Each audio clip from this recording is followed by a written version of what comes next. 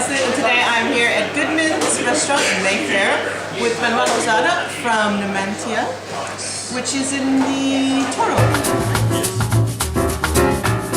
The region is actually, for me, has been quite a secret that I've discovered in the last few years. It's a fantastic region that was making wine for centuries, but the wines were not that well known because, well, most of the time was because of the quality of the wines that you would achieve.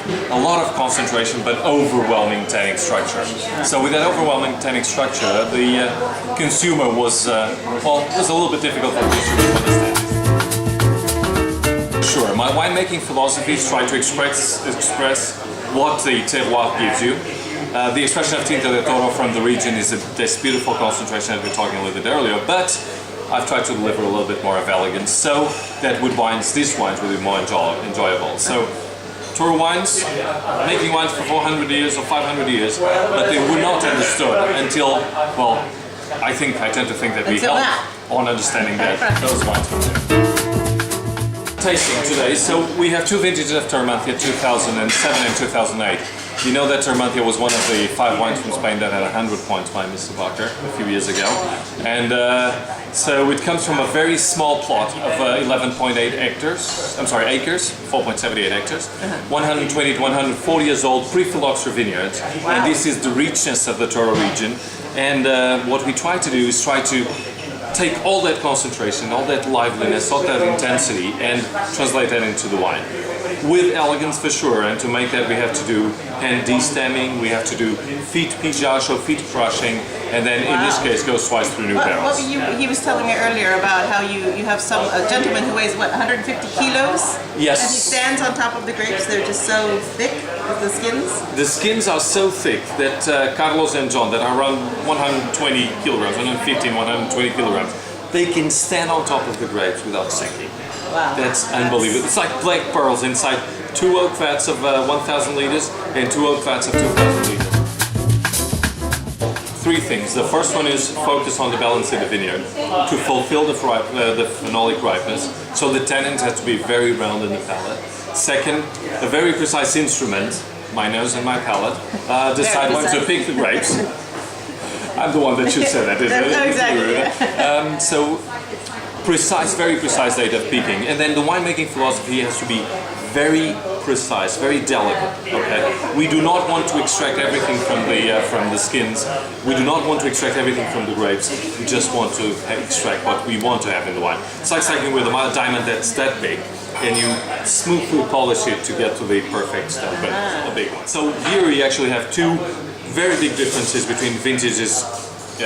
Because the 2007 was probably one of the coldest vintages in the Toro region, while on the other hand 2008 was a beautifully, perfectly, perfect conditions of ripeness in the Toro region. So you have 2 differences, big differences of vintages, but at the same time you taste the wines and you feel the same soul. Okay, well let's try them then. So let's try this is the 07? The 07, yes. The 07 is beautiful elegance, okay? Amazing to place it in the nose, so you're going to find spiciness, black pepper, sweet spices. The fruit is very delicate, a little bit of cassis, a little bit of black currants.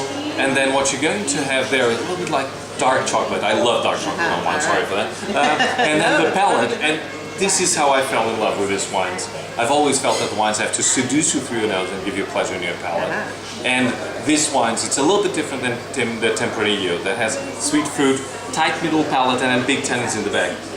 These wines just go flow through all the palate. Exactly. Well, let's try the 07 then. And you'll let me know if I'm lying or not. I'll tell you. I'll let you know if he's lying. He's a big fat liar.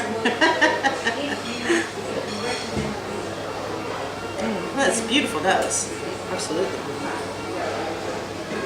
The fruit is so intense on the nose. It's such deep, dark, kind of like damson, plummy sort of.